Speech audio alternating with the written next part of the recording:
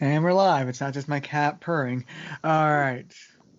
Join me again. Hello everyone. This is the Ninja CD joining for another. I still want to say react videos because we did so freaking long. It's like I ingrained in my know. brain. Uh, but yeah, our podcast this time discussing sort of our thoughts on E3 going into it, and also sort of a slower news week because basically everything's getting ready to go pop off, especially in the gaming world. So everything is mostly silent and just rumors beforehand. Uh, Joining me again this time is going by random Skype order, and here we are. First up is Day. It's Oh, hello everybody. How are you doing? Wait, what? I know, Is I'm it me surprised. first? Usually never put you first. No, it never does that. So, well, hey, I wasn't prepared for that. But what I think, I have some predictions about some games that I would like to see. I don't know if anybody else is having those things, but I had it's still rumors about like Pokemon Colosseum, and then there was extension to Pokemon Snap. I really want that game if I ever get a Switch. And then there were this weird game that looked like Devil May Cry, but wasn't Devil May Cry. I forgot its name because it's in Japanese, and I don't speak Japanese, so yeah. Also, yeah, you were right. It's been a little quiet with gaming things. I mostly have been watching Original 151 play his Mario paper and speed runs when he decides to do that. But elsewise, myself, I started streaming Stardew Valley in the weekend, so now it's like Final Fantasy 10 from Monday to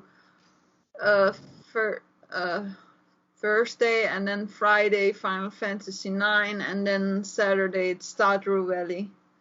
So yeah, there's that with the gaming thing from me. Next up in random Skype order, this one actually making more sense. It's the second opinion. Hello there, I'm the second opinion, and from a critic first, and a fan second. Let's hear from the gaming light member of the group. I don't know. Guess I'll have a few things to say. Mainly, I just need to find time to get back to my own darn channel with some of the stuff I had planned. I got, all my focus on real world things and mainly getting Daylover here. Yay! The end game with that. Yes. Yeah, I can't figure out what would be a better meme for you. Either the "come play with us" second or the one of us" meme. Yes. One of us. Boy. So let's see. Do I look better as a horrified little kid or as a graceful acrobat lady yelling, "Freaks! Make me one of you, will you? I will show you! Get out! Get out!" I say Yeah, that one. It's sort of weird. Kid, and then Day and myself can be, since we're ladies, we could be like, come play with us. Yeah, definitely going to cosplay like the two sisters at a con one point. That's the only problem we gotta coordinate that, Jen. only problem is we're not twins. Well, it doesn't matter, does it? Yeah, there's always somebody's like, actually, they're not twins. They're not twins. And then we're just going to hunt them for the rest of the con because they said that. Perfect. Yes. Perfect. We must coordinate this. Yes. So anyway, we have that to look forward to now. See what you people inspire in us. All right. Next up is Carlos. Hello. This is Gunmetal Gator here. I hope you guys are enjoying this fine afternoon here in June. We are going to be doing a lot of great activities here, like just talking about some stuff, games perhaps. maybe even a little anime. Just hitting you up about this information, alright? Alright. Yay. Sweet. Then next up, Jenn. Hello, I may be first, but I may be last, but I am always Jenn. Hello, everybody. What's my next line? Your next time will be this. Welcome to a spectacular showing of 24-bit. I would have gone with, I will always be Jenn. I am the defender of justice. I am the creator of truth. I am the great Saiya woman. Mhm. Oh, that'd be awesome. That would be hilarious. In that. Oh, That would- No, Gator. Oh no! Did he pop off again? We lost the okay, so Gator. he's officially going no. last now. Oh no! Okay. I guess like what am I supposed to say? Like E3 predictions or something? Yeah, if you have any predictions. Sorry if I went a little early with my.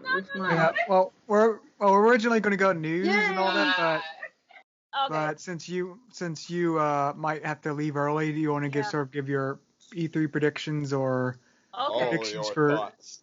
All my thoughts. First off, my first thought is I'm surprised E3 survived all this, but I am happy nonetheless. that's going to be a topic that's definitely going to be brought up. Pretty much the one. Let's see. As for like games that I am like chomping at the bit for, the only one really is let's see, the No More Heroes thing that they're going to release for the Switch and Bayonetta 3. I am chomping at the bit for those two.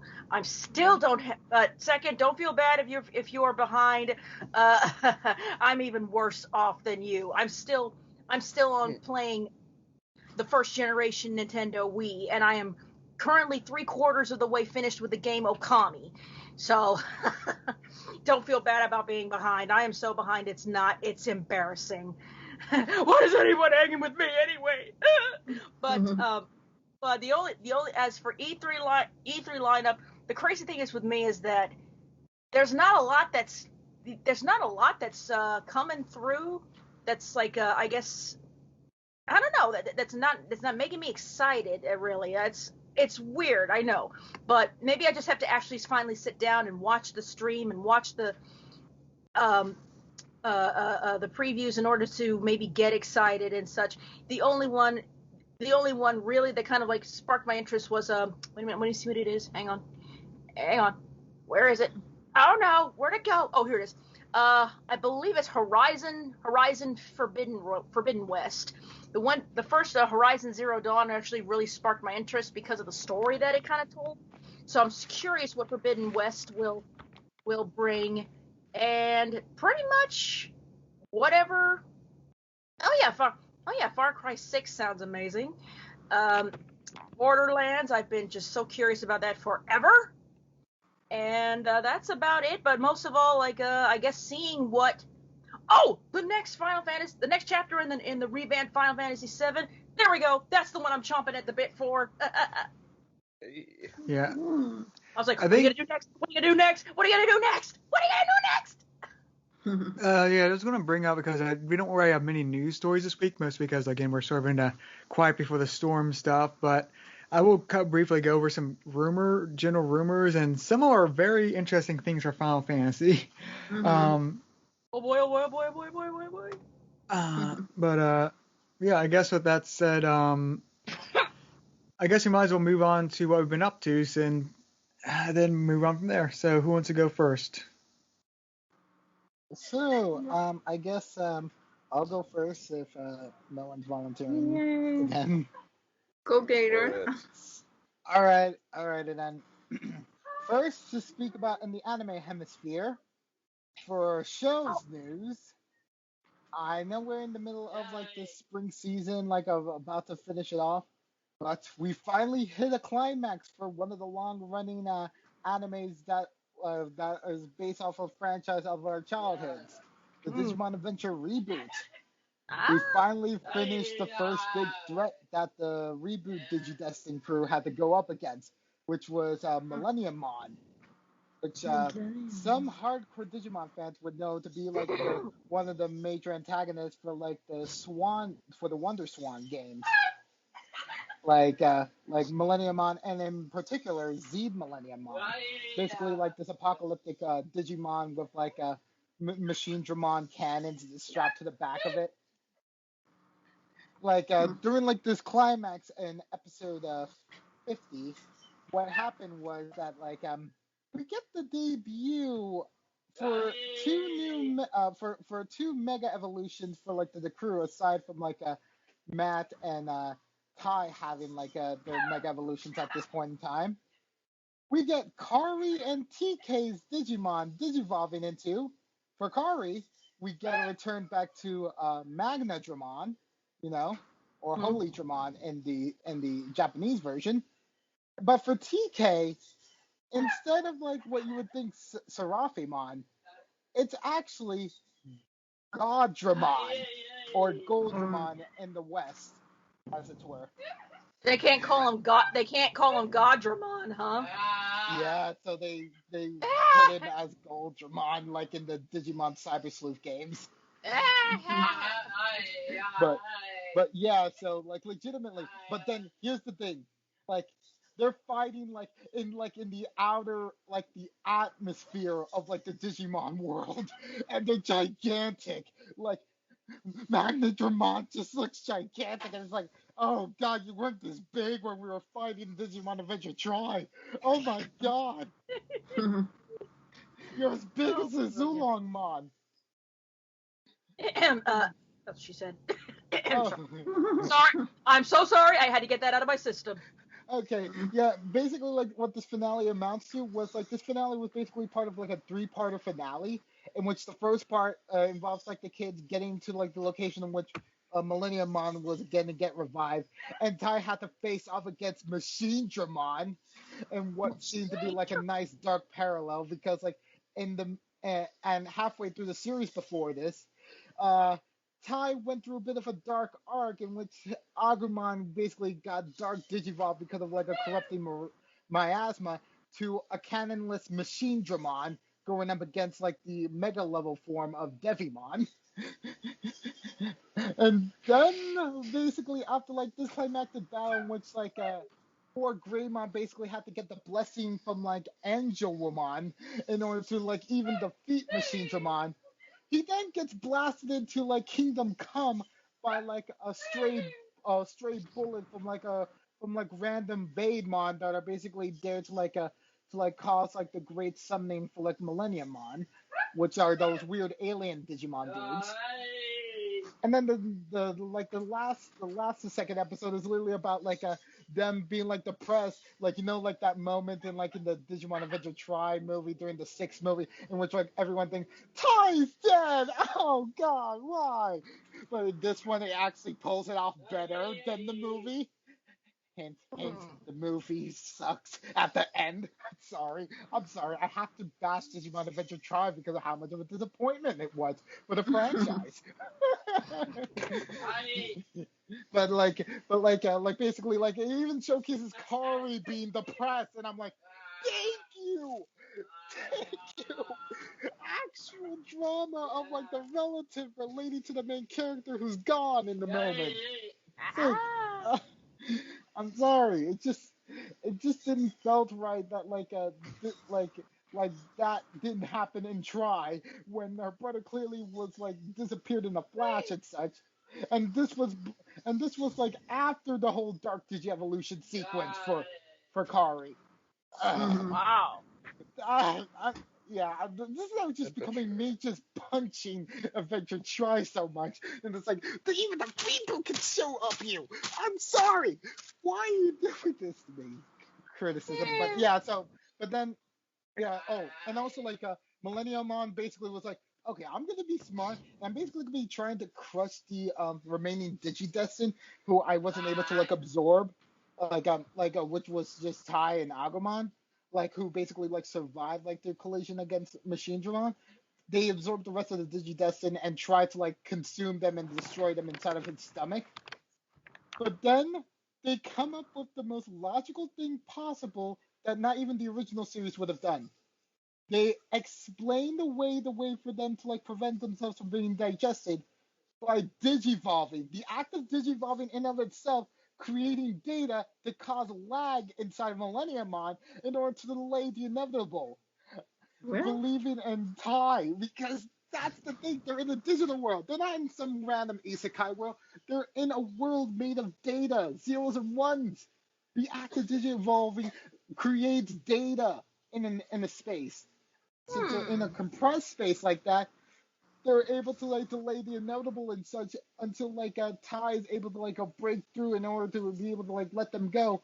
And because of everyone's believing in them so much, that's what led to like to the great moment of like all their crests lighting up and creating like this miraculous mega digievolution for both TK and Kari's holy Digimon, becoming like the two of like the four great dragons. oh, okay. Yeah, and then the entire finale ends with War Greymon pulling a Goku, using Gaia Force, and killing off Z the Millenniumon in the atmosphere. Oh, wow. So yeah, There that's you how have the it. Reboot Totally decided to do recapped it. and explained. Yeah. There you go. Oh yeah, and give you a context about like how this part of the series feels now. The next episode afterwards, they're finally now talking about what the crests are. So it's literally all those 50 episodes was just the 12 episodes from the original canon in context. So they're filler? No, I'm saying like the first arc in like in the original 1999 series was like the whole Devimon stuff. Yeah.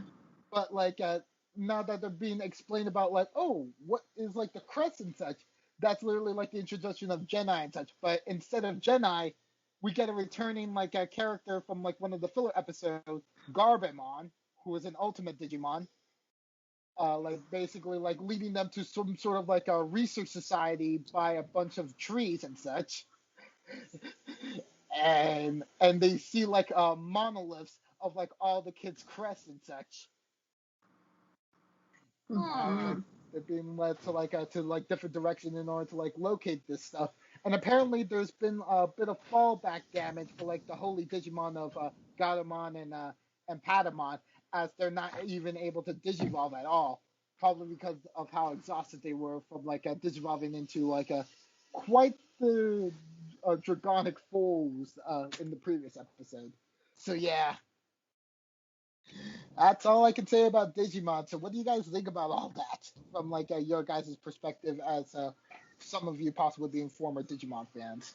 That's a lot.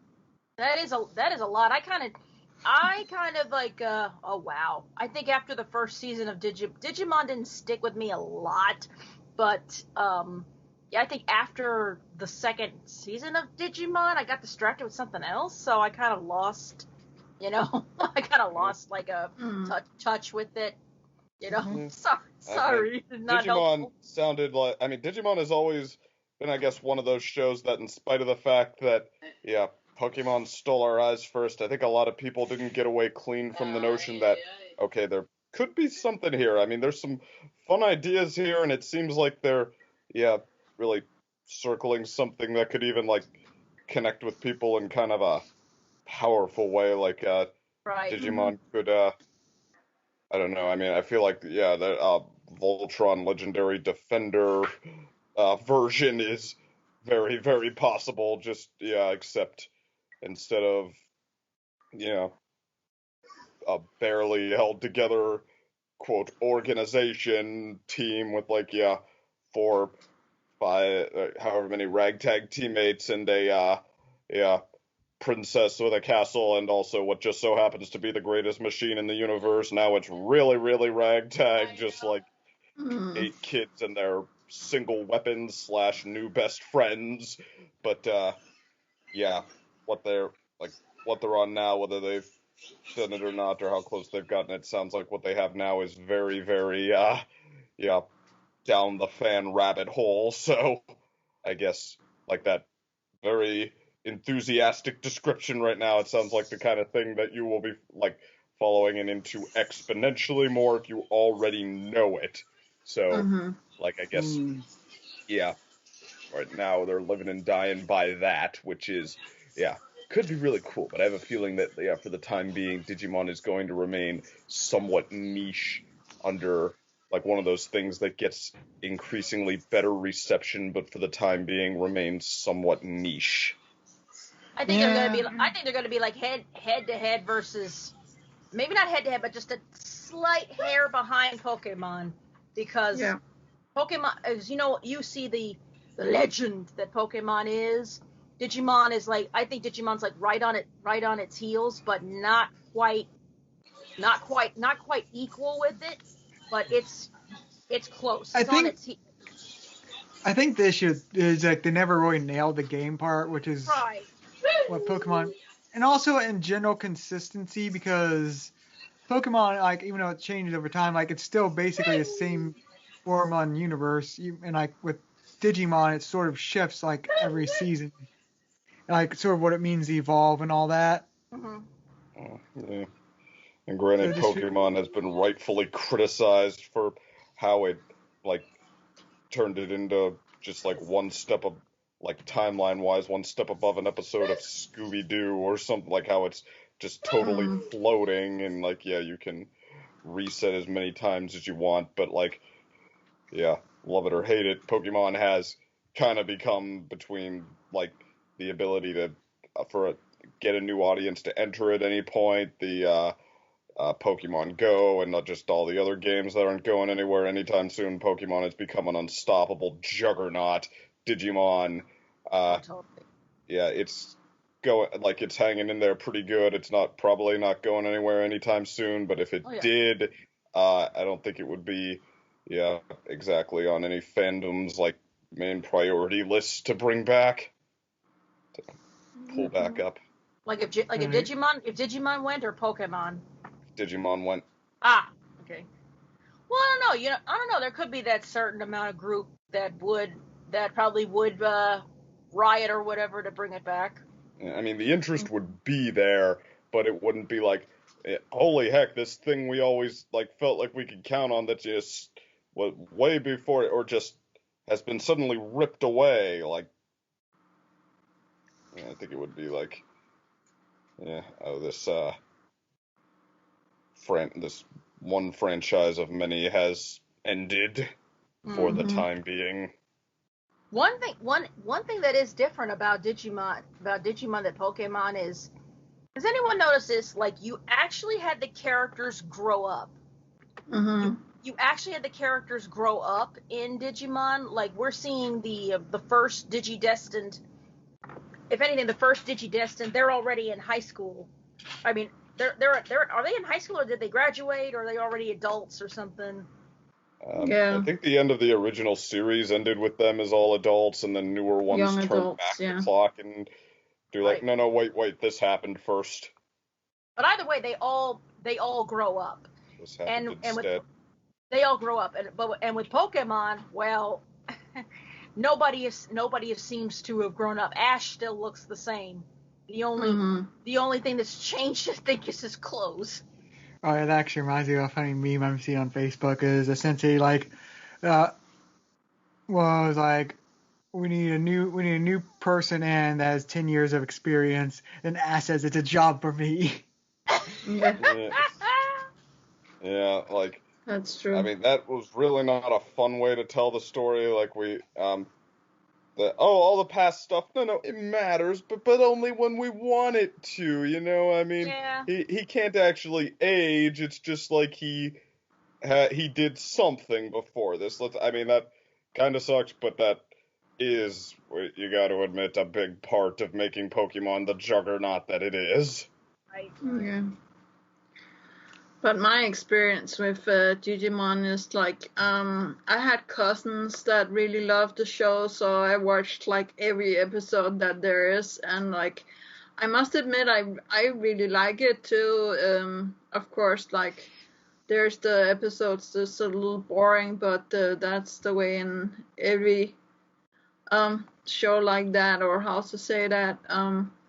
But my favorite Digimon, Ranamon, is like not in a lot of the series. So what happened was like I got bored like Jenn, and found like other things like Yu-Gi-Oh or like whatchamacallit, like other things to watch.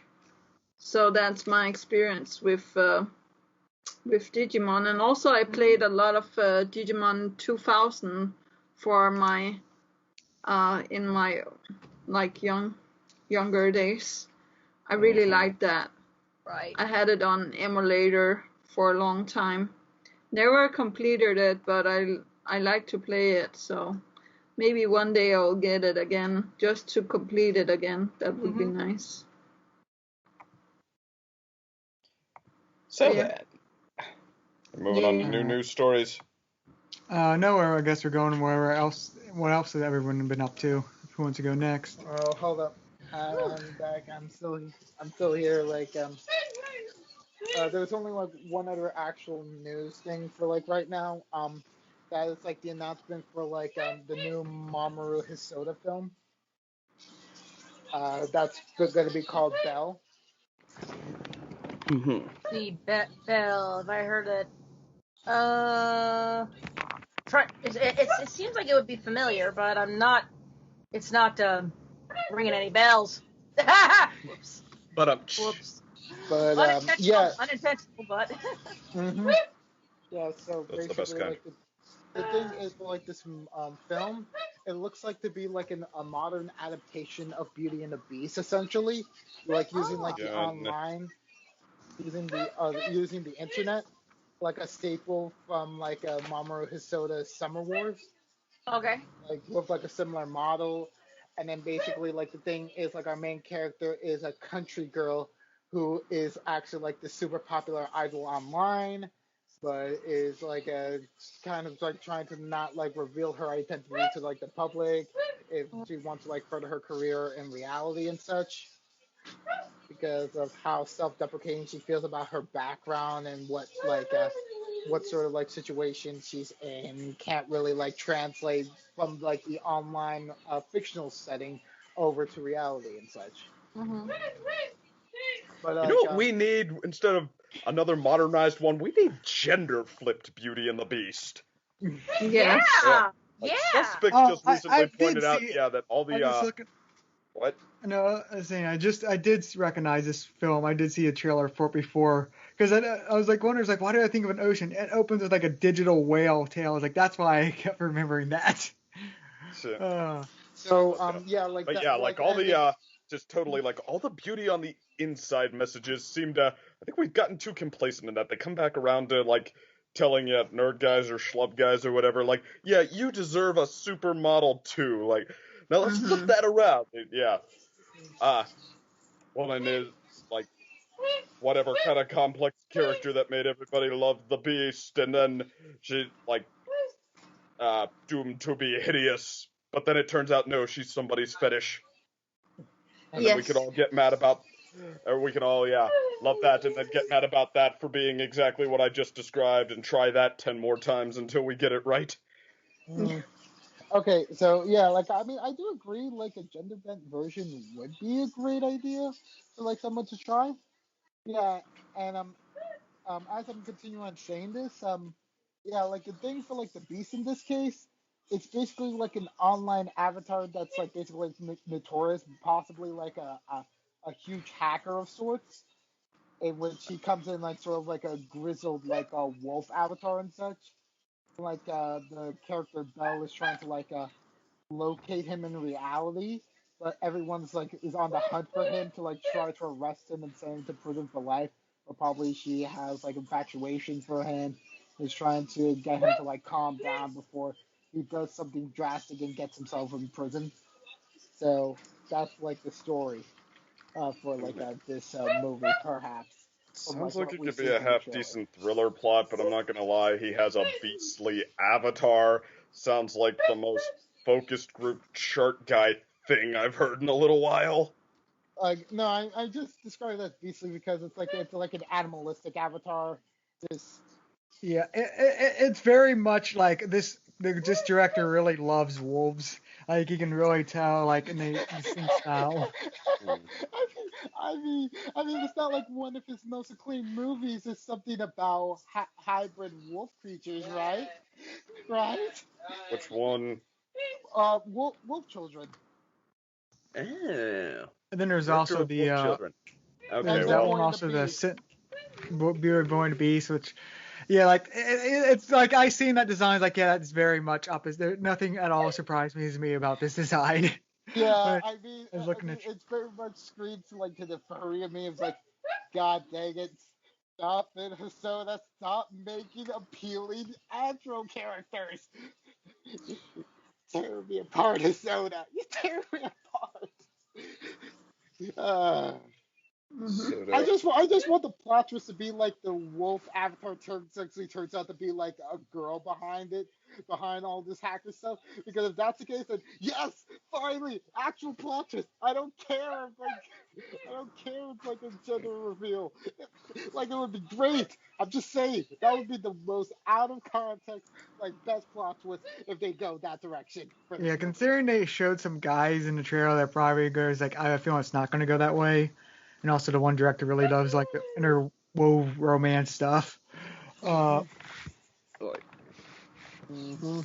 Something. alright, but yeah, who wants to go next with stuff they've been up to Yeah. in here? And All right, you want some news stories? I got some news stories for you. I got a heads All up right. that Magic the Gathering is taking some of the cards that are like legendary power, rare, $30 a card, pain in the neck, and reprinting them at what's estimated probably going to be at least half off. So move in, get your fix there while you can. Nice. Let me see. Roald Dahl. This is actually a couple years old, but it got zero attention. So you know how Roald Dahl always has the same kind of pictures if it's his book, that's sort of like pencil sketchy sort of looking design that you would think was totally amateur, but it's just, yeah, the angles, the faces, something about it is just so memorable that you would never trade it in. You're like, bam, that's Roald Dahl's trademark. Never seen it, but sure. You've never read any Roald Dahl books? Charlie and the Chocolate Factory, James and the Giant Peach, Matilda, The Witches, the BFG. Red Uh, Matilda. Red Wait, Matilda. did he did the And Willoughbys? the Chocolate Factory, You read them? No. the Chocolate Factory only for me. I think school tried to get me to like read probably Wonka and the Chocolate Factory. Didn't really bother to read that really so much during elementary school. Watch movie adaptations. I'm just But saying. I'm just saying. hashtag Gene Wilder is my Willy Wonka. But Oh yeah, anyway, it's fabulous. but okay, even just those couple of, even if you've read like one a piece, that should be enough. You remember the illustrations in that, right? Like the Yeah. sort Yeah. of janky looking like characters that were, yeah, kind of gave it a like whimsically doofy and fun sort of a look. Yeah. Let me guess, they're getting where's that censored? No. Oh, In fact, okay. the opposite. Oh, They look really? that way because somebody you might not have heard much about, but the same guy illustrated every single one of Roald Dahl's books. Wow. Except one. His very last one, Roald Dahl's very last book, it was called The Mini Pins, and for whatever reason, they traded the guy in for actually a pretty established children's animator. You've probably, Patrick something or other, but you've probably, it's very likely you've seen at least a couple of his illustrations, or heck, even if you had it, you couldn't deny that his work is extensive and his illustrations are beautiful. But as a nod to how the other guy was like practically synonymous with Roald Dahl books, just a couple of years back, however many decades it is after Roald Dahl's death now, I think, going on at least 2.5, but they decided to let him illustrate the mini pins, give him his own version on the shelf with all his illustrations. That's nice. That was pretty nice. Although, kind of a twist there. Like, on one hand, nice gesture, and glad it happened. I'm glad both books exist. That was, like, great heartfelt notion. That said, I gotta say, I kind of prefer the other guy's version by more than a little. Because the Mini Pins is one of the least known Roald Dahl books, and the one thing it has going for it, like, over the rest, is that it trades in the more, like, lighthearted, whimsical, like, yeah, there's dark stuff here, but mainly it's all comical and goofy and fun, and it doesn't need any help from being, like, dark. It can get its message across fine and make you love it. Not like, I'm rambling here, but sound more or less like a Roald Dahl book, yes? Mm-hmm. Okay, well, the one thing the Mini Pins had going over the others is that it went a more, like, straight-faced fantasy, sort of where the wild things are, outside over there. That's another Maurice Sendak book, but yeah, just the labyrinth, that kind of story, and giving it the old illustration style, it sort of tilts it back towards, like, no, you're supposed to see this as doofier, and it makes it come across like just Roald Dahl light. Like the Mini Pins, the one thing the Mini Pins had going for it over the others it now has nothing for it going over the others with the new illustrations. It, like, uses some of the same elements, and it, yeah, tilts back towards more. But all the, like, the reason I don't actually have a problem with it, though, is because the illustrator gave the perfect response. When he was given this chance, he said, "I've always loved the other guy's illustrations. He's a classic illustrator, and I'm glad that both versions will now be on the shelves for all children to grow up with."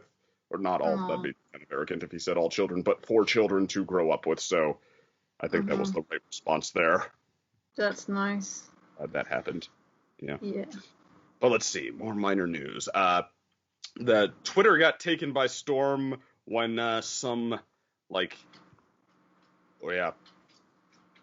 person, I guess, with a wide enough fan base, but still you're not going to remember the name if I tell you, they started posting meme pictures, the four goats of Nickelodeon, the four goats of Cartoon Network, and he lit off a pretty polarized response. The four goats of Cartoon Network: Hey Arnold, Rugrats. It's like he had faces on Mount Rushmore, so he had Hey Arnold's face, Tommy from Rugrats, SpongeBob, and Timmy Turner, which Fairly Odd Parents. I feel like it's been around enough so that it definitely has a case, but the main backlash there was, not Timmy Turner, swap him out.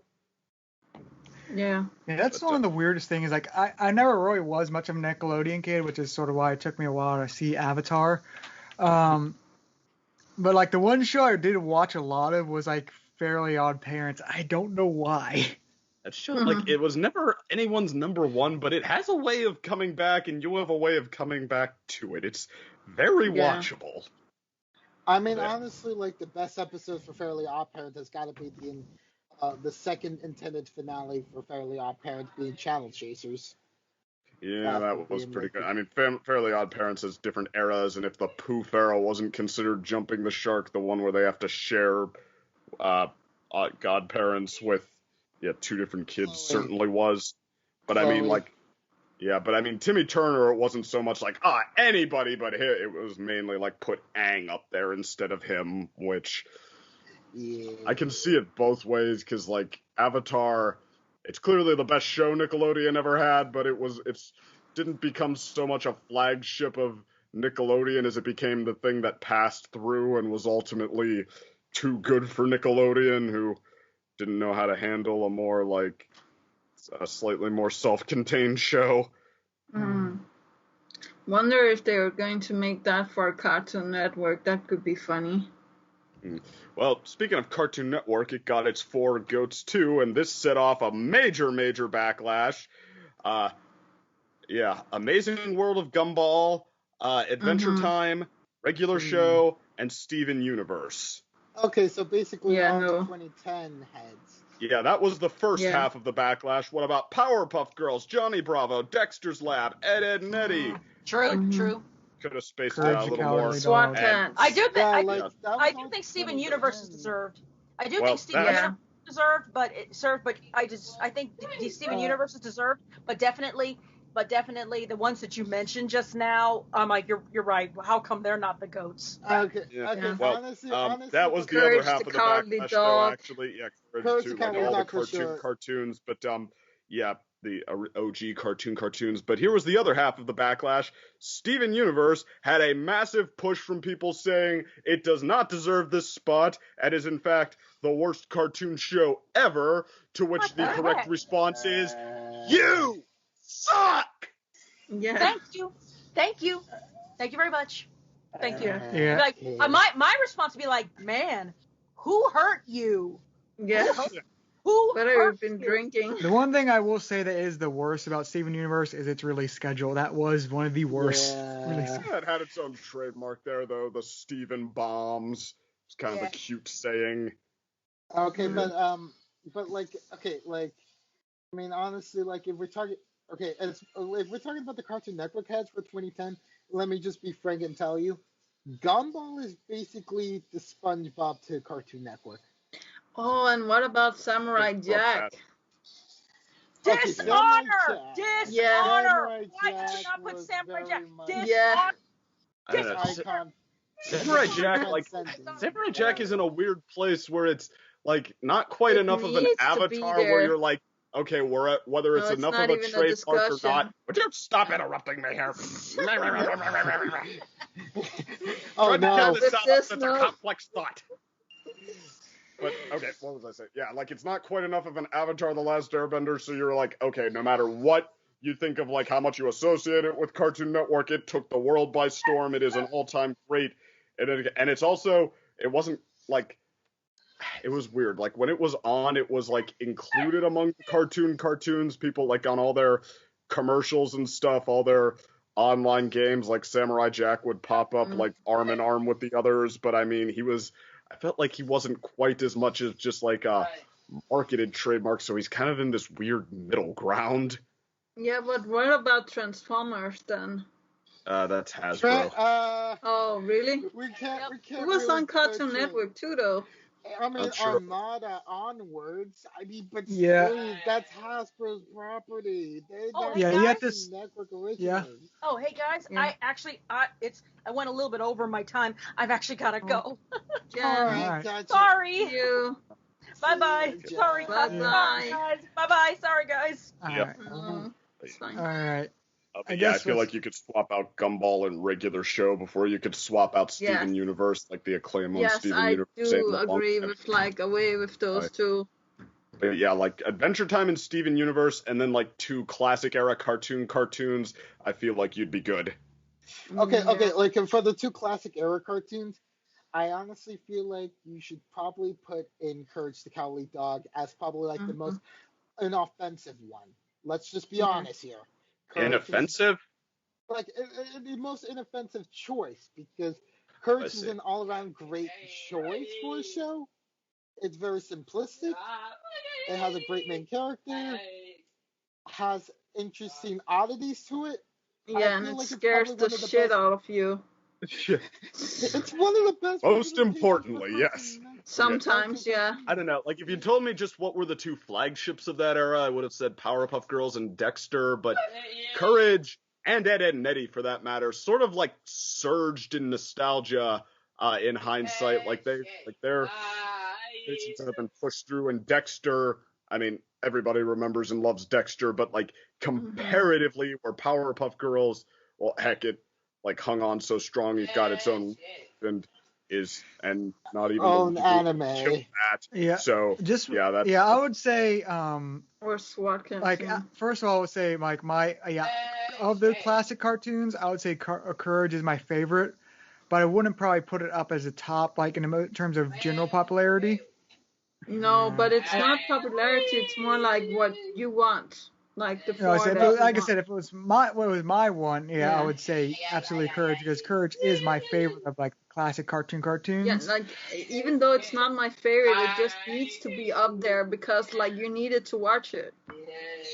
But Powerpuff in terms of, Girls. like- I think. Sorry. yeah, I would say Powerpuff Girls. I would say Powerpuff Girls is probably the biggest one because it has the most like very big cultural impact. So many reboots and movies, and I'm not saying the reboots were all good and all that, but they were present. So it's like so There was a push big. for them, and there will still be a push for them. I would say I don't know what would probably be next. I feel Dexter's Lab and Johnny Bravo are like Yeah. known but not sort of present. I would say maybe Ed and Eddie's probably the other big one. Yeah. It's not going to go online. Ed and Eddie, like, think it's it that was good. sort of the like it was the relatively least outlandish of the bunch, even though it threw in a ton of quirky one-off moments that were like wait. that just happened. But like it was kind of the weirdly the suitable one for so many people that hung on the longest. Like I think Ed and Eddie was the last OG left standing. Yeah, I think that's what I was about to bring up. I think it was like the longest lasting and the like last lasting of the original cartoons. Yeah, it lasted until 2008 with the Big Picture show. Movie finale. So. But now I'm also thinking about like stuff like Masked Crusaders and stuff like that. Oh yeah, I do want to bring up a funny fact which I just find hilarious, which is because we brought up Steven Universe, Rebecca Sugar. I think we're hearing the funny thing is like what she sort of was known for, like at least in the early art community, like some of the earlier things she did involved Ed and Eddie. She, as a younger artist, created a lot of Ed and Eddie porn. Yeah. Which I just find hilarious because I like how this show shows that artists never change. Yeah. Yeah, reputable artists will always have the black box of their well, like then it's already done, then you don't need the internet to, well, like they can do it too, but then it's not going to be as severe if you do it yourself first, I think. So on that note, it turns out that the cartoons after Powerpuff Girls, the second place is surprisingly debatable. I would have said at the time it was Dexter's Lab. Now, I don't think I have the right answer. Yeah, but, I'm also thinking about like Ring Raiders, Saber Riders, like all of the ones that I really like. G.I. Joe type era shows. Why are you guys talking about these types of shows? We're just talking about the Cartoon Network brand original shows, not the shows that aired with it from like your country or something. Well, it doesn't matter to me. Everybody, all of these shows that I'm mentioning was airing on Cartoon Network. That's what I remember. I don't care who owns it. It's it's just a brand for Cartoon Network for me. That's the one thing I want to bring up is like that's a good way to debate is because there's like the Cartoon Network originals or like not just originals like Ed and Eddie but like shows that were premiered there first. Then there's stuff that was premiered off other things but eventually found its way there, or anime like the Toonami stuff. Yeah. It's so diverse. Like that's one thing I need to write this down. I think this will come back to this idea like what really defined the best of Cartoon Network over the years. I think that actually is a topic of itself that we need to come back to at some point. Yeah.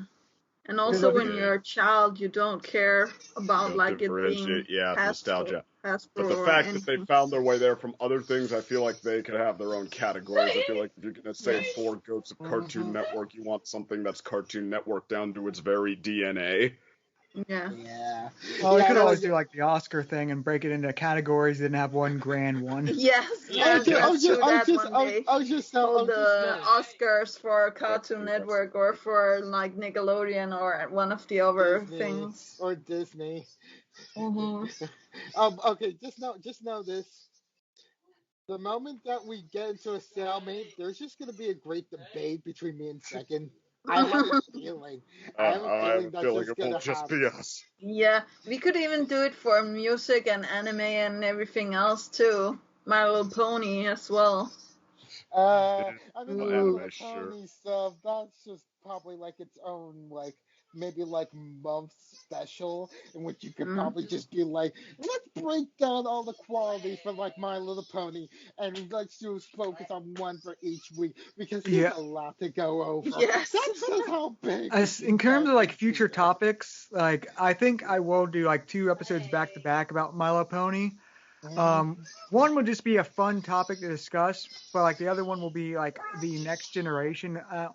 So whenever that drops, We haven't eventually, watched it yet, so. um, Well, of course we haven't. The point is to, talk about how we're being built up for it.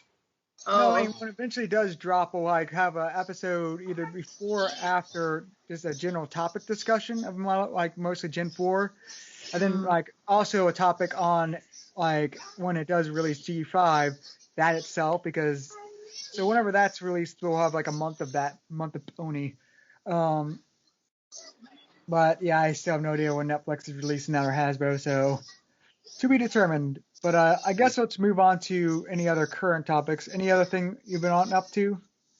Let's see. Well, as I said in the start, though, I already said what I've been up to. No. Besides stuff Well, with let's see. second. YouTube's free movie selection is making some interesting rotations. Just saw Clue for the first time, which entertaining. Like I can see why it underperformed and didn't take the world by storm its first time out, but yeah, entertaining movie, entertaining one-liners, entertaining concept, especially with the multiple endings in there, which the one that actually makes sense, the off the rails, let's just go for the most fun, most complex, balls to the wall ending, and the middle one that was just kind of the compromise between the two, I guess.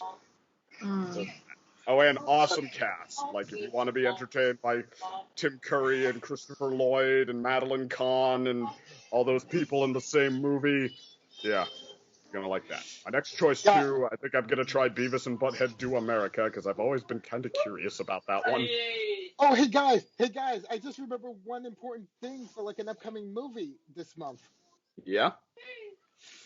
I am proud to say there's gonna be a werewolf movie at the end of the month. Yay. And it's gonna be a horror comedy rated R movie. I'm sorry. That sounds like What's the movie? time. It's gonna be called Werewolves Within. Apparently it's based off of a video game by Ubisoft. But like the moment I heard the premise of it, I'm like, this is just One Night Ultimate Werewolf. Or just the werewolf version of Mafia. Yeah. Like, and I'm just like, I'm just gonna be like the moment that I can actually watch this, I'm just gonna be like, all right, entertain me, movie. Show me your costume. And also show me how funny you can be, because werewolves haven't been done like in this way yet. How comedic can you make them? It's like a whodunit. It's a whodunit, like sort of like the Thing sort of like scenario, but with comedy and such.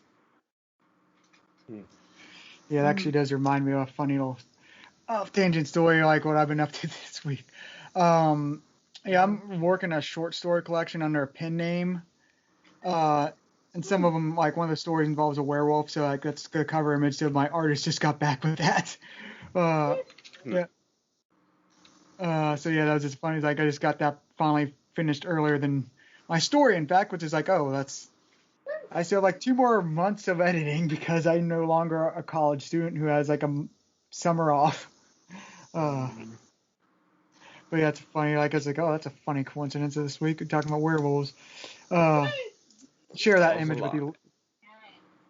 Share that image with you later. But I guess unless you have anyone else have anything up before I move on to my things. Well, I did finally see the last of Futurama. Daylover and I have finished all of it. Yes. And my final consensus, I'd say, the Fox seasons 1 to 4, great, classic, the best the show got to, including 1, I think, 1 may or may not be the least of the 4. I think it's seriously underrated, though, and, right up there with them, but yeah, I think there's a lot of people underrate about it. 5, aka the 4 movies, I disagree with the people who say that has any crown jewels. I think it has 3 overall decent but mixed bag movies and 1 disjointed slog that was Bender's Game. So yeah, probably the least of the bunch for me. I don't think they were meant to do movies. 6 and 7, yeah, a little bit of character rut setting in, or like flenderization almost, like they weren't as sure where to go with them. Like I think season 3-ish or something like that probably had the best balance, but yeah, 6 and 7. I'm glad they weren't movies anymore. You know, they were clearly back in their element a little more. And 6 was the season of, I think, high highs and low lows, and 7 was the season of low highs and high lows. So I don't know. I was gonna side with 6 because yeah, it really knocked me off my feet a couple of times, but yeah, 7 kind of rallied at the end. So, and that's what I think. Yay. All right. But yeah, going on to what I said, yeah, I did an art commission, which is just funny coincidence. Besides that, I've been catching up on a lot of anime and stuff. Stuff are basically in my long to-do list. I guess starting with, I might as well do the game stuff. That's for, as like I'm finally, most because the sale finally happened, catching up the Spider-Man, the PS4 one, and Miles Morales, which is what I moved on to. So, hey, I'm swinging around your neighborhood, Carlos. But yeah, that was a surprise. Like, yeah, because I figured I might as well finally do it, and also it got on sale, which was just waiting for it to eventually have some sort of sale with a bundle for PS5, and yeah, enjoying that and getting caught up with not getting caught up with an Insomniac game, the Insomniac game I missed before their new Ratchet and Clank game comes out next week, or I guess technically this week since we're on Sunday. I really can't wait for Rift Apart. But anyway, off the gaming things, more in animation, I've been actually catching up a whole bunch of stuff. I guess we'll do the shorter thing first. It's a series I highly recommend, even though it's very short and sort of not an anime, more of a motion comic. Is let me see. Gosh, let me make sure it's getting that. The Ways of a House Husband. That series is freaking hilarious and endearing, and has a great example of a functional couple anime that are actually married and all that. Yeah, it's basically, if you're not aware, it's like, I would say it's like a 5-episode anime, air quotes, because it's more of a motion comic.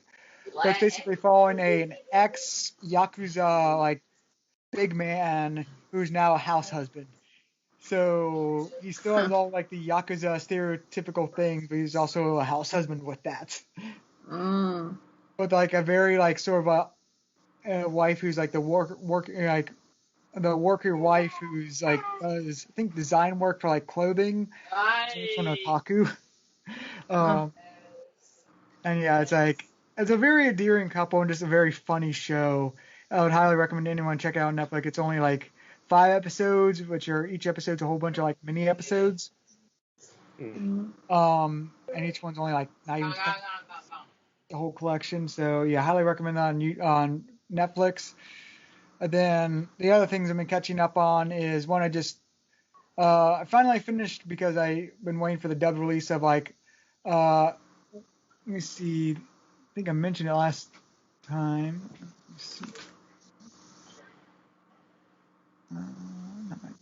There's my box.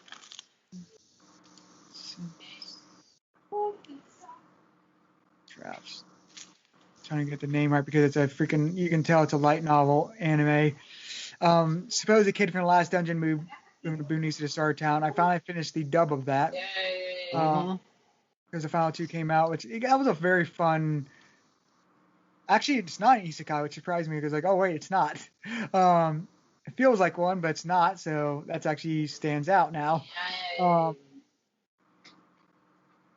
then on top of other things, I watched the dub and just couldn't wait for Funimation to finish off. I finally caught up with the my reincarnated as a slime. Got caught up with that. Watched the last 3 episodes subbed because Funimation is slow, the little buggers. again, I don't mind subs and dubs. I'm an old school. I've been watching anime for over a decade, so I'm used to subs. But if I start a series one way, I like to continue it that way. Is my logic. Oh, I can see that, yeah. oh, what was your thoughts Especially if about there's. Slime? Oh, I forgot how great that series really is. Like it is such an endearing series. And anime like. And yeah, it's just like a very endearing series. Though I feel like was it me or was the animation didn't seem as like sparkling as the original? And I don't know, maybe in the beginning, but everything just went back to normal when it came to the serious stuff. The second half. But yeah, I wonder if it might just be because it might not have much it might just be in my mind, or it might just be because like they're finishing animating that during the pandemic, so it might have been slightly less polished. But I guess if you're rooted into one side though of the sub versus dub debate, I do recommend this video that Cell Specs put out about the topic. That makes a lot of good legitimate points on why people would prefer either one or both. And like all I have to say is the Jelly Donut era must have been really hard on some people, some of the more dedicated anime fans, for the level of dubs or GTFO that they have reached, the death before subs attitude they have, because like it has gotten them to, for example, say that the two subs of Castle of Cagliostro are equally whatever, who cares, watch the dub, which is, I don't know, I consider that about on par between, with saying the two dubs of Nausicaa of the Valley of the Wind are about on par, and if you don't know about the original dub Warriors of the Wind, keep it that way. But yeah, Castle of Cagliostro is one of my favorite anime movies. It's, exciting, thrill, fun, ton of personality. The original dub that I've been saying that backwards, haven't I? Yeah, the original dub that the subtitle diehards are saying is, equal in merit to the other one. None has any superiority to the other. It drains all the personality out of the story. Like, I feel bad, and that what especially sucks is that that's the version on Netflix, but now nobody's raising the alarm about it, that basically you watch that version, it's gonna be kind of ruined for you. So, But I'm on let me the see. dub sub whatever suits you side. Yeah, but before I go off my other subjects, but I do want to find a funny thing about the Jelly Donut era. It's sort of funny because, like, the dubs are bad in certain areas and that, but at the same time, like, the English dubbed openers for the anime are, like, iconic from that era. It's like, 4Kids screwed up a lot of stuff, but they outsourced to the right places for them when it comes to the opener, because, like, the Digimon opener, the, like, we joke about, but like the One Piece rap opener, and of course the iconic Pokemon opener. Like those are all. I would say objectively the American one is better.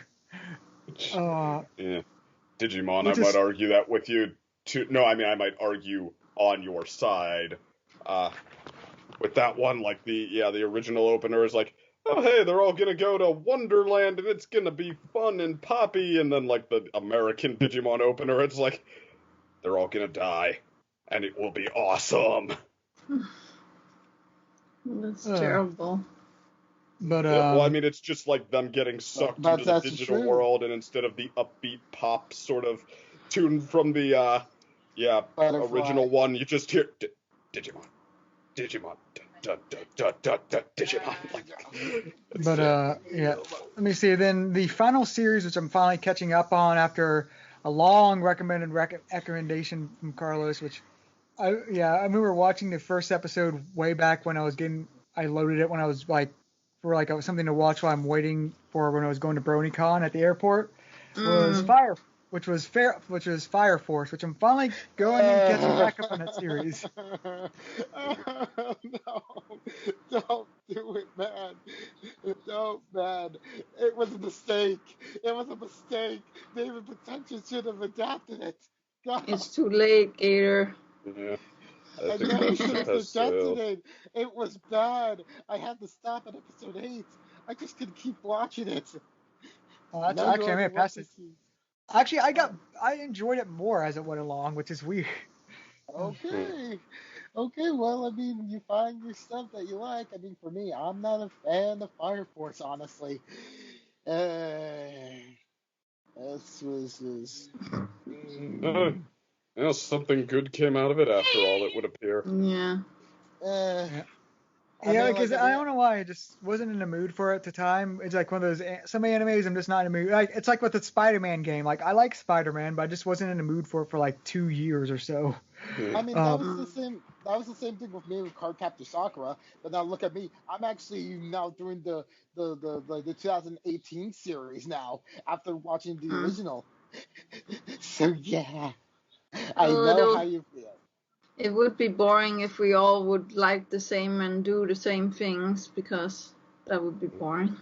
I mean, I get you there. I just kind of feel like it wasn't my type of show because, yeah, I just kind of feel like it lampshades a lot more than, like, say, what Soul Eater did. And I'm Mm-hmm. just like, this is just a gaggle of idiots, aren't you? And not even the enjoyable kind of idiots. Mm-hmm.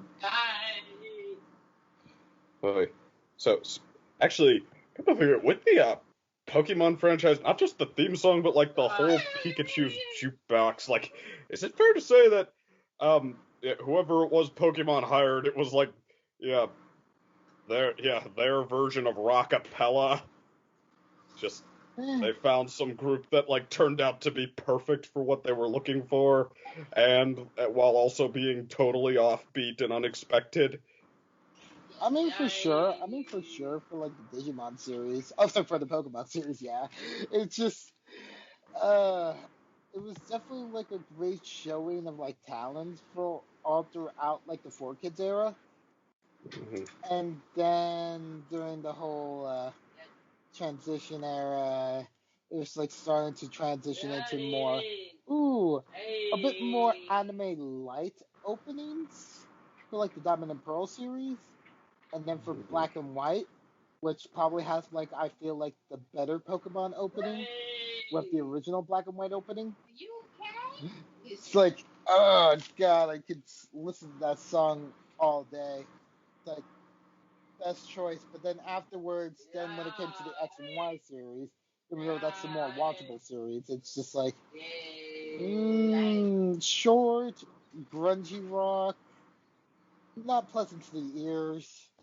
Mhm. Sun and Moon is decent. But then Journeys comes back and just hits you with, hey, this is a Pokemon theme song without saying the word Pokemon. Mhm. Who's ready to join me on this journey, guys? And it's just like, the journey starts today. all right, but I guess to move on, I guess we should be moving on to the main topic. All right. Also, I guess covering the news stories, like there isn't very much, but the main news story I would say is, Jenn sort of briefly mentioned like the Horizon Zero Dawn sequel, which we got more footage of that, but the main thing that came from after that was some news stories from Sony basically confirming that, yeah, everyone that thought God of War was not coming out this year, or God of War 2, yeah, it's been confirmed, so shocker. The real big news story is that it's actually not going to be a PS5 exclusive. It's also coming to PS4. Oh, so then that kind of makes the point. Hey, guys, you don't need to sell your PS4s yet. Quick, play the games that you want on your devices still. Thank you, Right. Sony.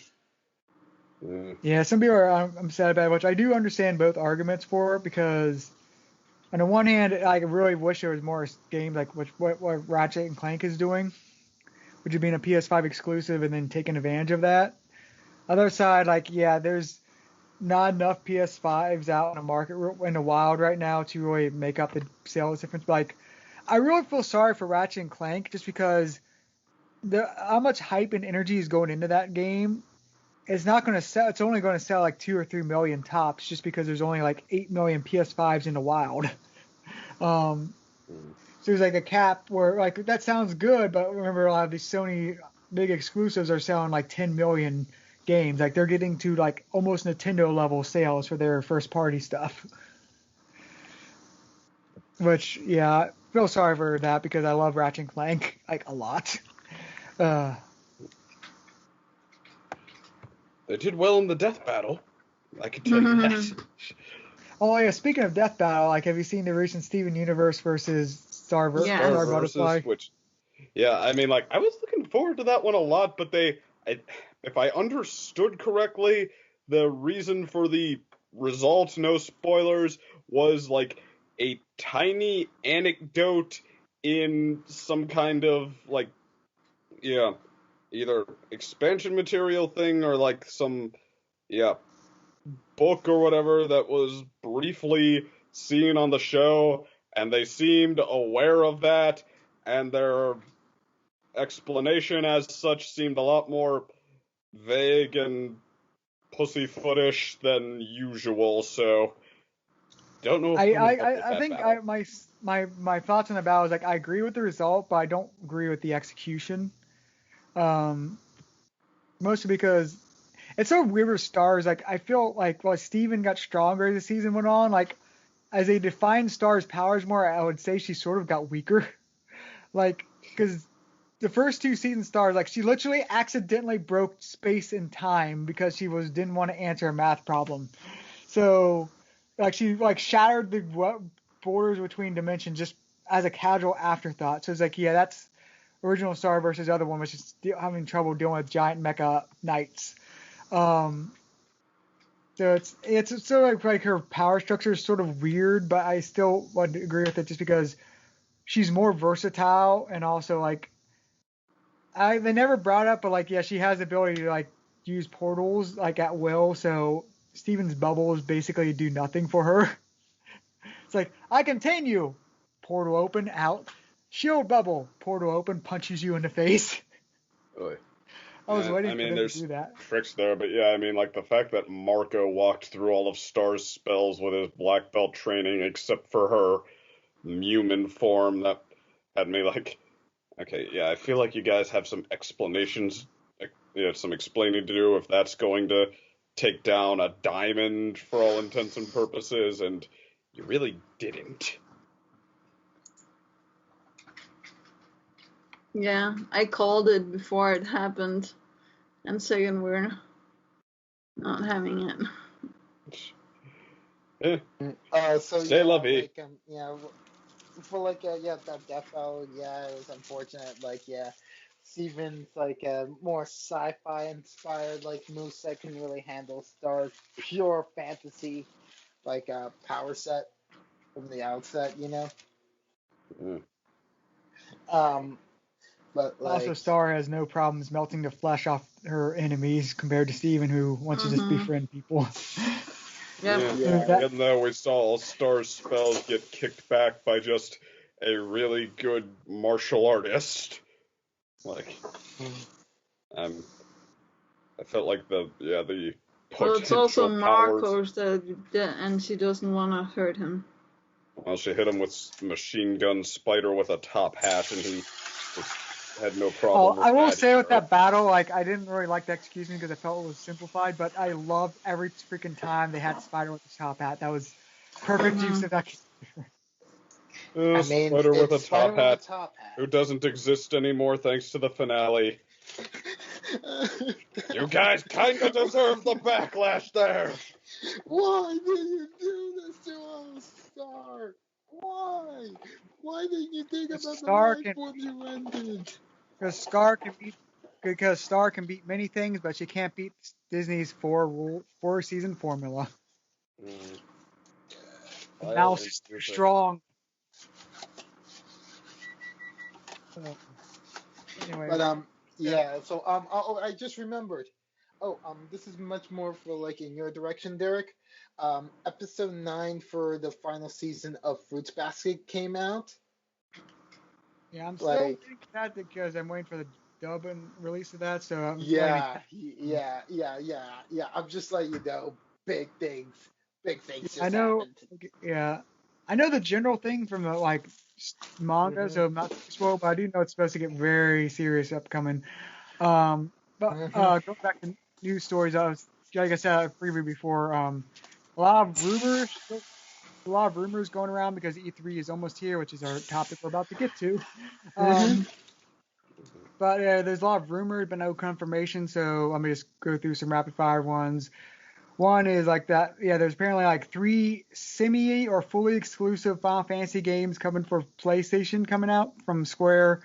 One is going to be like the sequel eventually for Final Fantasy VII Remake Part 2, which is still nebulous when that's coming out. And the other one is Final Fantasy 16, which is slightly less nebulous because it seems to be well into production. But again, it's Final Fantasy, so having gameplay means it could be releasing next year or it could be releasing in 3 years.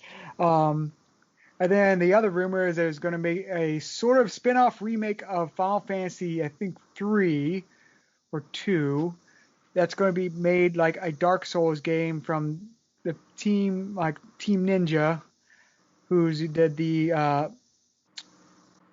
what's the name?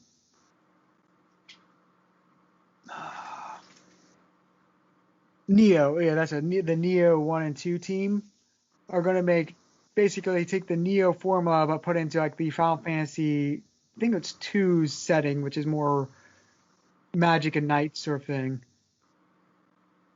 which is like the strong rumor. And then on top of that, like we said, rumors are about, there's pretty much confirmation, but still not confirmation of when it's going to be announced, Pro Switch that's going to be released, which may or may not just fully replace the regular Switch. So there'll only be the Switch Mini and then the Switch Pro, which will be about as much as a digital PS5. It's about $400 if the rumors are to be believed, which, again, rumors, so it's coming out, but is it coming out this year and with what games is what we still don't know. So yeah, it's something to look forward to. And then there's other just various rumors and speculation, but that's the main thing, is that the Pro Switch is seemingly all but confirmed, but it's released. It might be announced before or after E3. No one knows with Nintendo. Nintendo is extremely unpredictable and illogical at times. Mm-hmm. We love them, but we also it's a relationship that will have its low points, its downsides. Alright, but I guess that goes with First, let's move on to the main thing itself. Is E3, which is actually back after being part of canceled last year because everything was canceled. So they're having a live event thingy this year, which is sort of just connecting a bunch of gaming streams with a lot of the major game publishers, minus Sony, because Sony had a breakup with them years ago. That's still ongoing.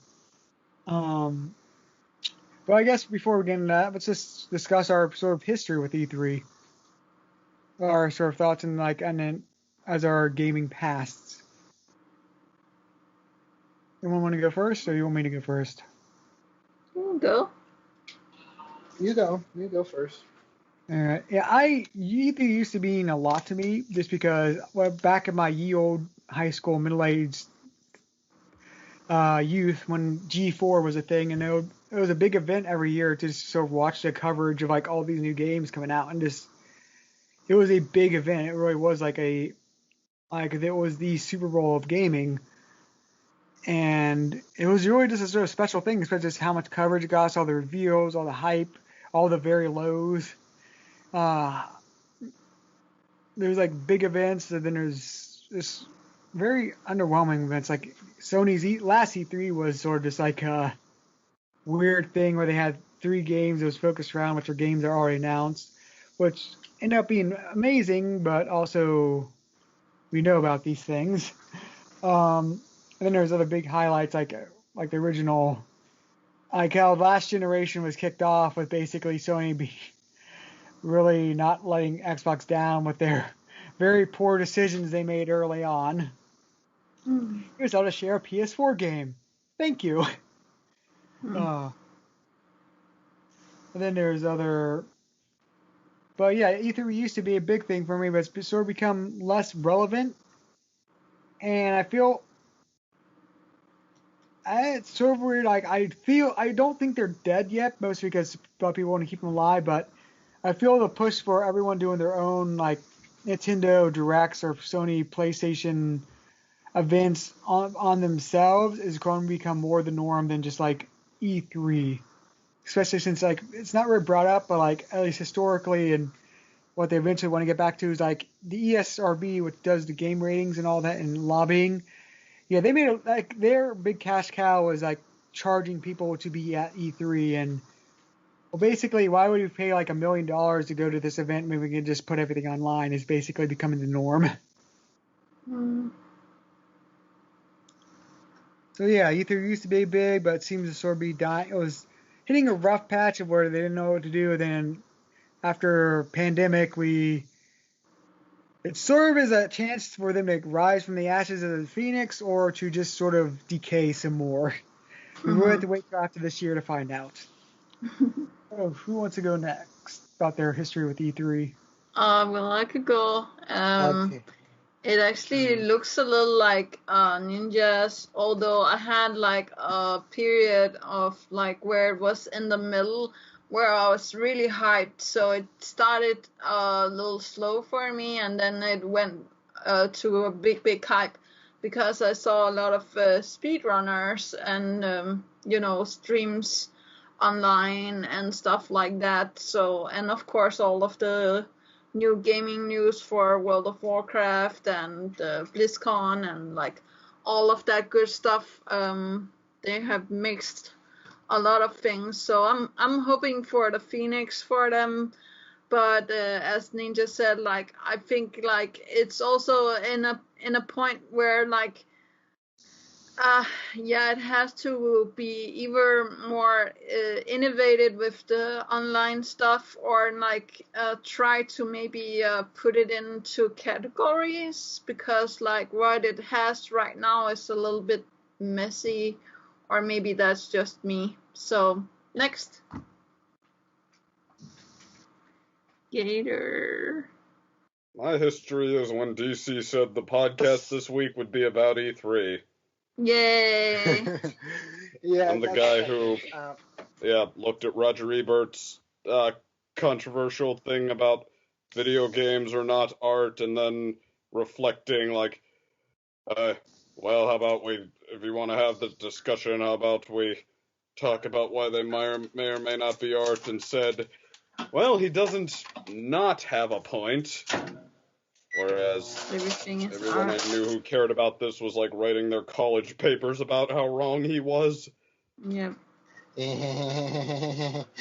So you were a bit on the wrong side of the fence there, but well, for me, that's where I mean, honestly, I think mostly where he had a point more than anything is like, not whether they're good enough to be art, but like categorically, like, are they?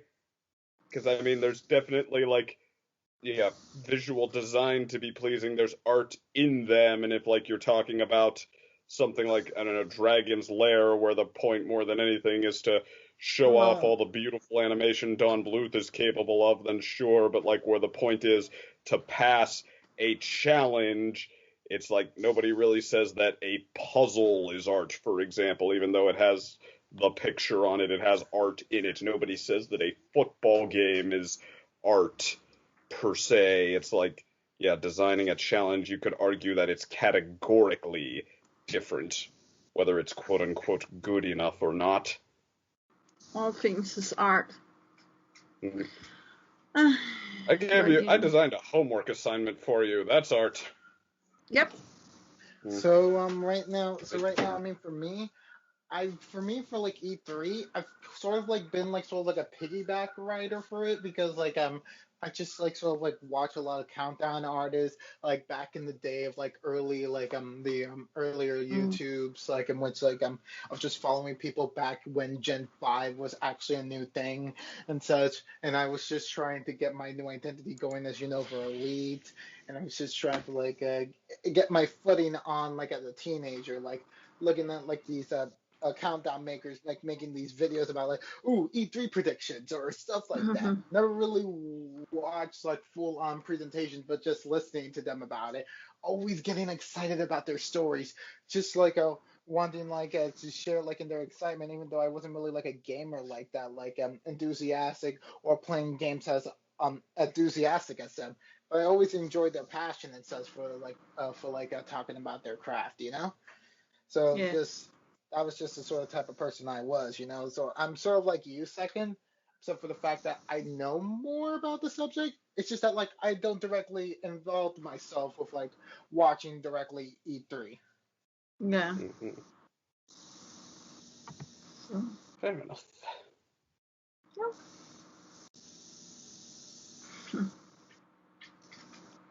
All right, I guess that's I guess I guess it goes into more the current E3 is like, do you have any expectations for this E3, or do you think what do you expect like sort of generally to happen or an excitement?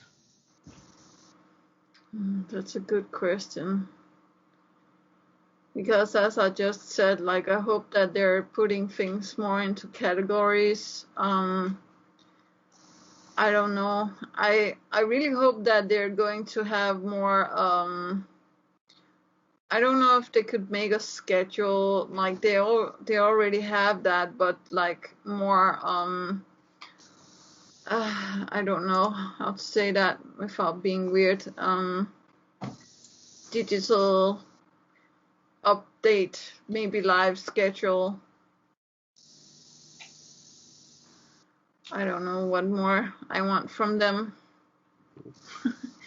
As I said, like the thing that I used them for was watching like speedrunners and the newest games and yeah, people gaming games. So yeah,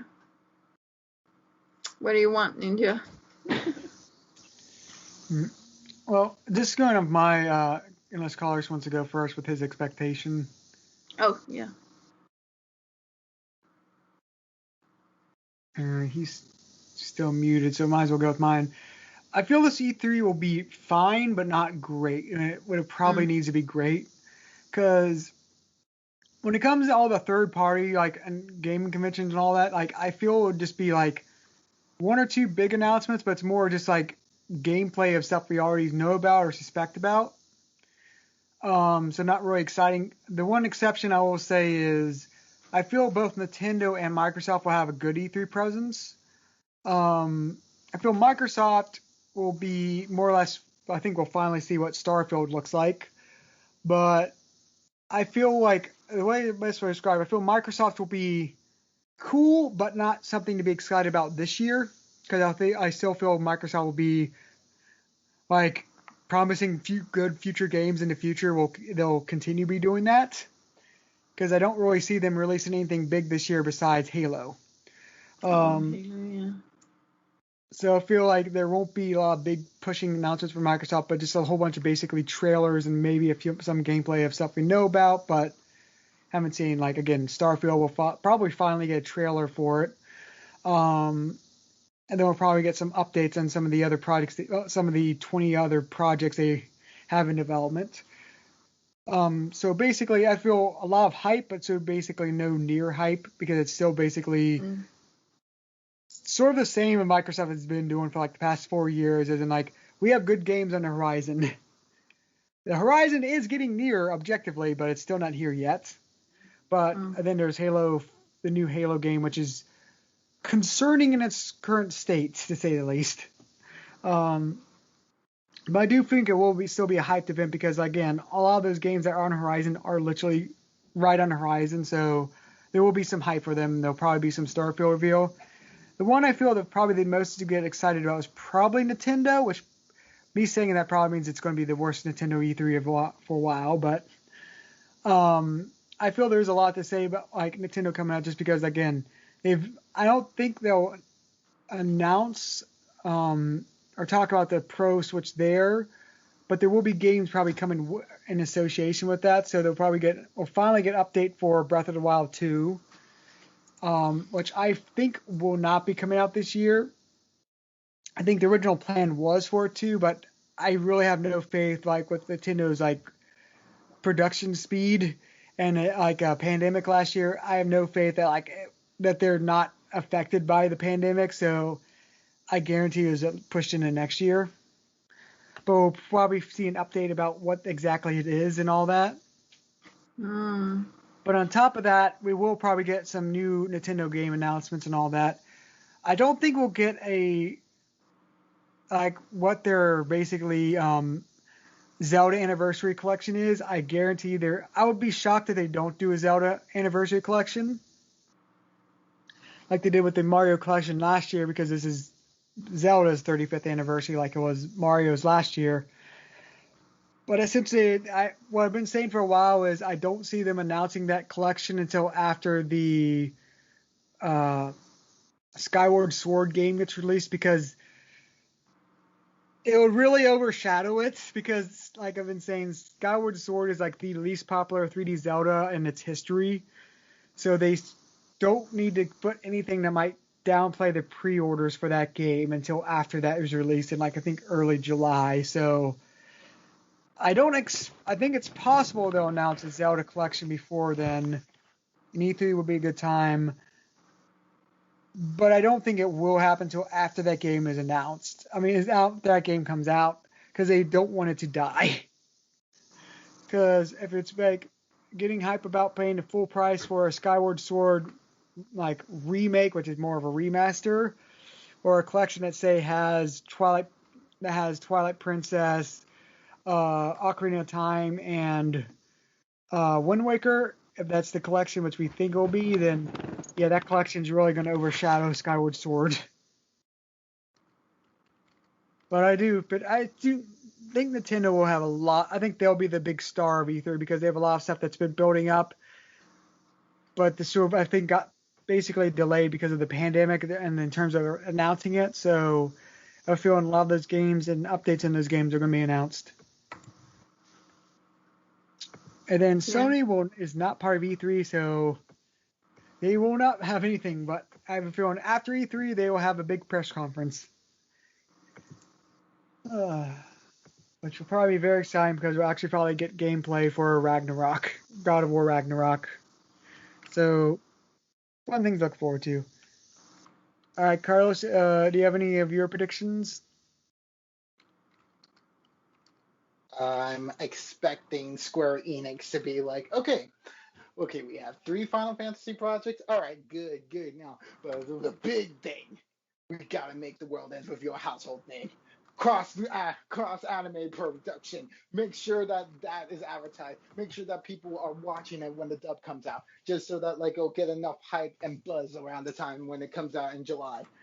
And then also follow that up with like, yeah, make sure a lot of people are interested in it. Make sure it's on every single YouTube ad.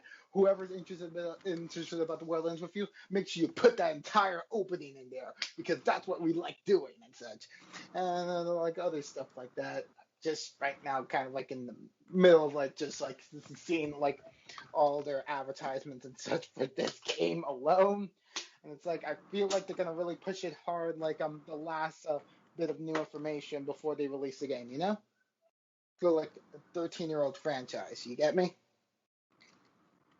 Yeah. It's gonna be big, I tell you.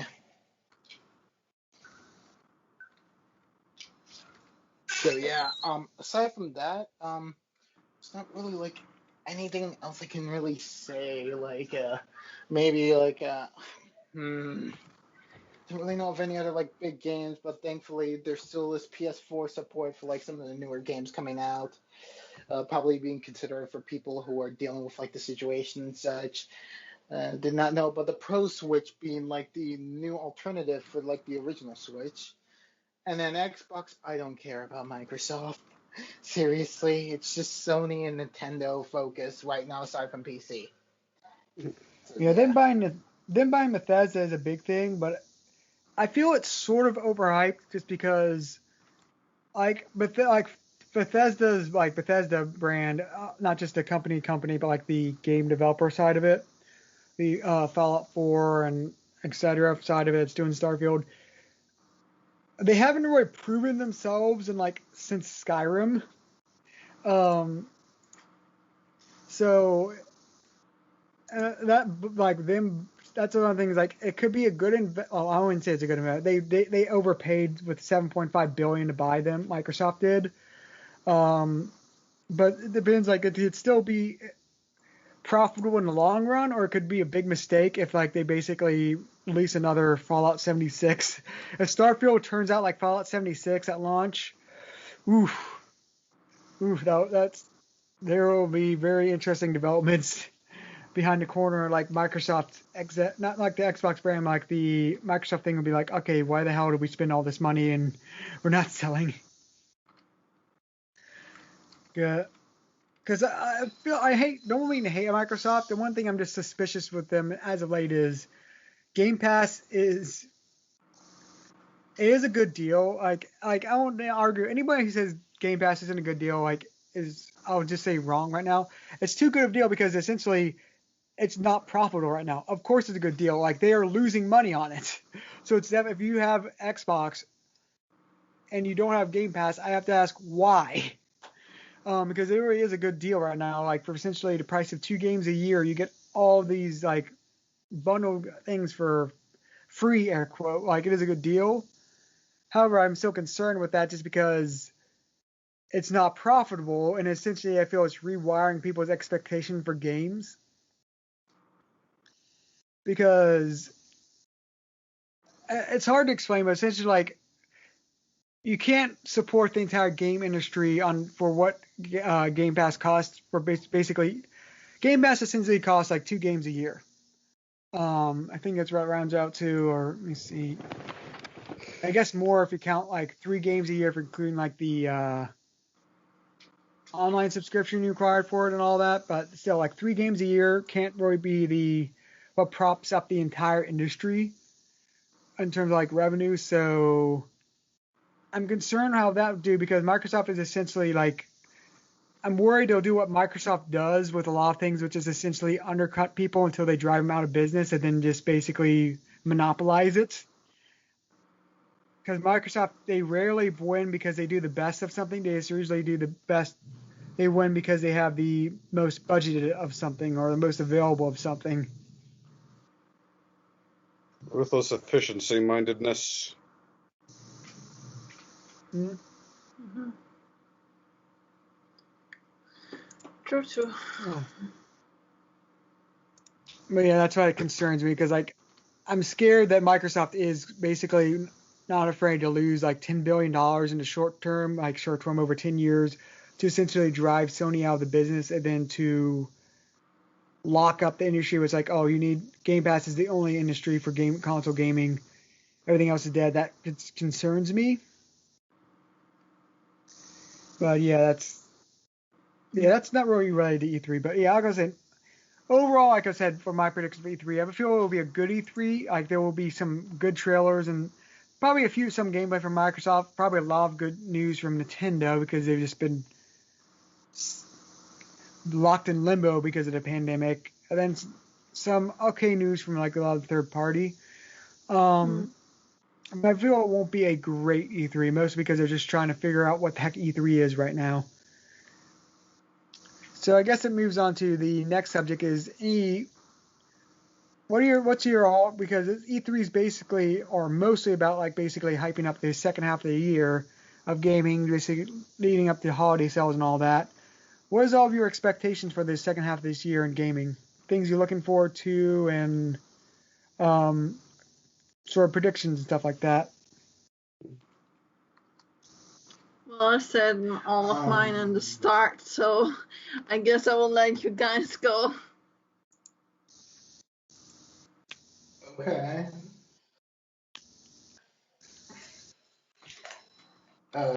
Right now, I was going to say, after the world ends with Neo, I was gonna hope for like Atlas to come up, give us like announcement before the end of the year about like say, I don't know, a fighting game spin-off, possibly involving Phantom Thieves crossing over, fighting off against the investigation team all grown up. That's just what I want to hear. Get legitimately so much need of seeing Persona 4 actually grow up. That's the thing I want. I want to see this happen. I don't want to see like oh, where time travel stuff because you aged up Persona 3. Let's say Persona 4. We don't need like Persona 3 yet. Just save them for later. But just give us the investigation team trying to like go and figure out who the Phantom Thieves are for like a plot for the fighting game. You know? Come on, Arc System. You can do this. Please work on it. We need you. So yeah. That's true. That's what I'm hoping for like the second half of the year. And hopefully maybe some new news about like, maybe Gen 9, because I don't really care much about the Sword and Shield generation for Pokemon. And then probably actual news about the MMO survival game for Digimon Survive.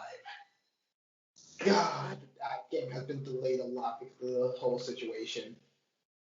We need some news about like a release date now.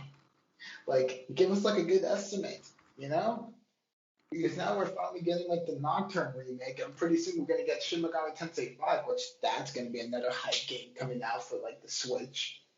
Because Shin Megami Tensei games, they're a good RPG group. They're not really talking about much like say Dragon Quest or other games, but they're still great. So yeah, that's all I have to say about this.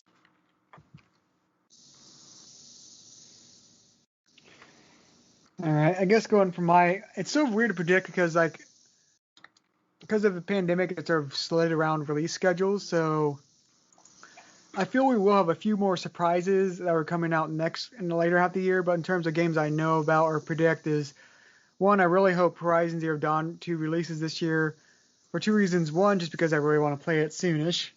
But two, I really don't want it to release around Breath of the Wild 2 again. Because I feel that really sucked away a lot of the attention that the game had when Nintendo released the Switch and Breath of the Wild like the same week that Horizon was released. So yeah, I hope because like I said, I really don't think Breath of the Wild 2 is releasing this year, but Horizon Zero Dawn 2 I feel might. So I hope for the game's benefit it does, because the game deserves a lot more praise than it often got. But on top of that, like I hope for that. The other things I'm looking forward to is it's not officially announced yet, but I have a feeling it will be announced soon because like it got rated in like I think it was Taiwan or South Korea, which I can easily tell a game is being released semi-soon, is the PS4 and probably through that PS5 version of Hades. Have you even heard of that game?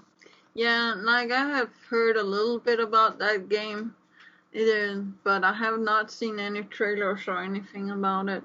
But it sounds like to be a good one. Yeah, it's a roguelike or roguelite. Gosh, I get those terms mixed up because they had to split them up because of course. But yeah, it's a roguelike or roguelite. I forget which one it technically is. And it's basically this sort of like an action game. You're the son of Hades trying to escape hell because you hate your father, blah, blah, blah. But it's a very lighthearted, fun thing, and it's sort of a evolving roguelite, where essentially you do progress and gain new abilities and stuff every run you make, even if you fail. And characters apparently know about what happened in the previous run, so it's sort of like it's randomized, but there is progression through that, which that seems more so than Returnal, which I loved Returnal, but sometimes those death and restarting back up really hurt. But yeah, like Hades, yeah, it seems interesting, and as from what I've seen of the comedy and story, it seems pretty fun too. So I'm looking forward to. I could technically get it for the Switch right now, but if I want to get the best resolution and also the trophies attached to it. Not really a trophy person, but I do like to sort of track it if I can. That makes sense. So I'm looking forward to the PS4 and PS5 version that will probably be announced. I won't say at E3, but I won't be surprised if it's basically Sony's E3 event that's not at E3. They announced that officially. because like I said, it's been rated, so it's coming soon. So I'm looking forward to that in terms of unannounced things that are coming out soon, probably. Then in the later half of the year, like I'm somewhat interested in, gosh, I forget its name, the